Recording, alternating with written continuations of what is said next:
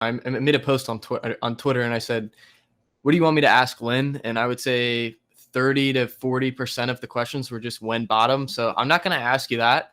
But I will ask you, what are some of the areas, either from just a pure price action standpoint, maybe it's moving averages or, on chain price levels. Like what are some of the areas that you find really attractive and would say are deep value for BTC as we kind of move into the mid to upper 20K areas?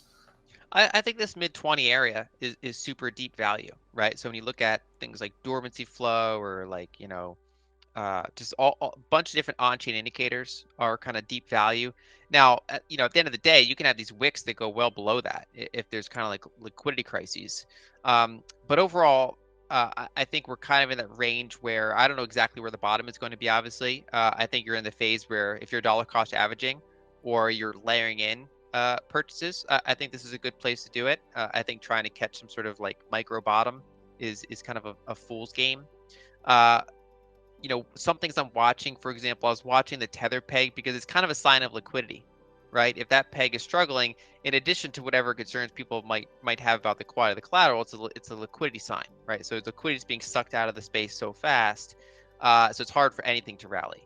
And when you start to see that kind of recover to the extent that it recovers, that's kind of a sign that maybe the worst is behind us, and some projects will continue to bleed out, but maybe the highest quality things like Bitcoin, they might already have their capitulation in.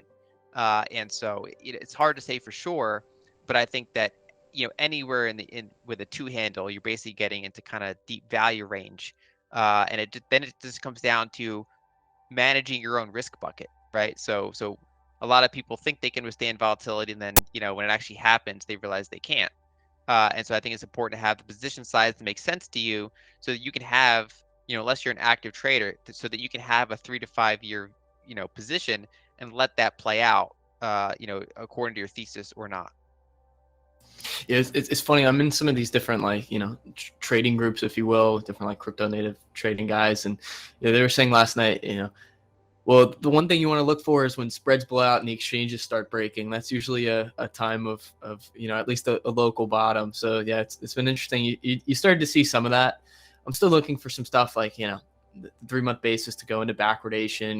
Coinbase going down. Those are usually some like low hanging fruit signals that we're reaching at least a local bottom. But no, I completely agree with you. I think like this low to mid 20K area is extreme value for BTC. I mean, you've got realized price at 24K, 200 week moving average, I believe, at like 22, 23K. So, I mean, it's a question of, in 5 years, will it make a difference if you bought at 26K or 25K versus, exactly at the 200 week at 22K? I tend to not think so. And I agree. I think this is like a good time to dollar cost average more heavily than perhaps maybe you traditionally have.